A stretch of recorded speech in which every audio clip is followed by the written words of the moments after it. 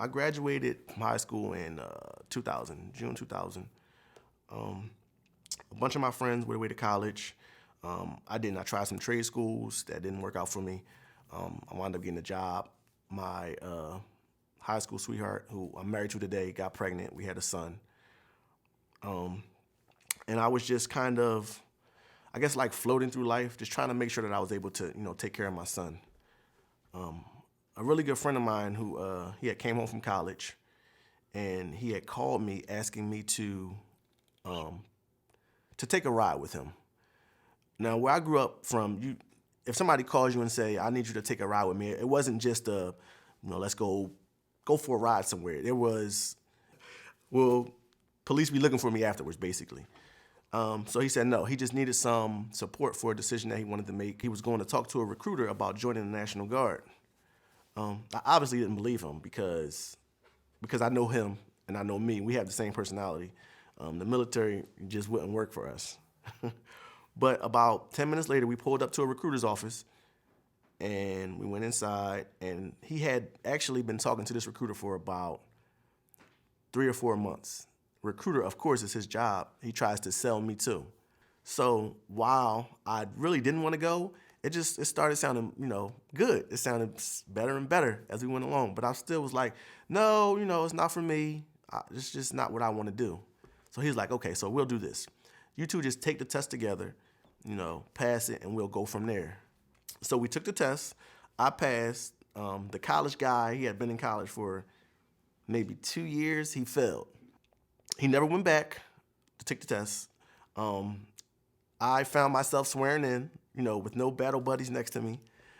While I was mad at him, it was more at myself because I wasn't really ready to go, but I pushed myself to this point. So November of 2002, I left for Fort Leonard Wood, Missouri. I was there until March 2003. Came back, and less than a year later, there were orders for us to go to Iraq. This was a shock because we hadn't talked anything about being deployed. We talked about, you go 1 week in a month and 2 weeks in the summer.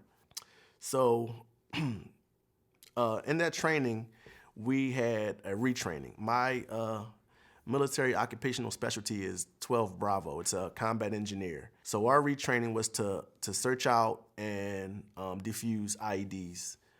It's an improvised explosive device. It's if you never watched CNN and heard them explain it, they're artillery round, C4, strapped together with detonation cord and some radio pieces or some cell phone pieces. They buried in the ground, and they wait for the enemy to ride by, whoever they may be, and they blow you up. So this was my job for almost 2 years, 12 to 16 hours a day. No special robots like we see in the movies. No, cool toys to protect you. So this was our job. We'd drive around. Somebody would see something. We'd get out, verify that it was a bomb, get back in the vehicles and drive, maybe a mile or two away, which didn't make any sense to me because now I've already walked up to it. What's the point of me driving away from it now? It didn't blow up. So that was my job for almost 2 years. I did it willingly every day. I didn't stop. I wasn't afraid. And I was never sure why until I looked back on it, and I had the dream before that I was in a war before. I felt like it was meant for me to go there. It was meant for me to be there. If it was meant for me to die there, there was nothing that I could do. No need to be afraid because you get out there and you can't help one of your battle buddies or something because you've frozen.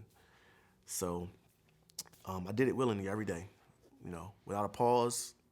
A lot of people say they did it for their country. I can't say that I did or didn't. I did it for the guys next to me. Yes.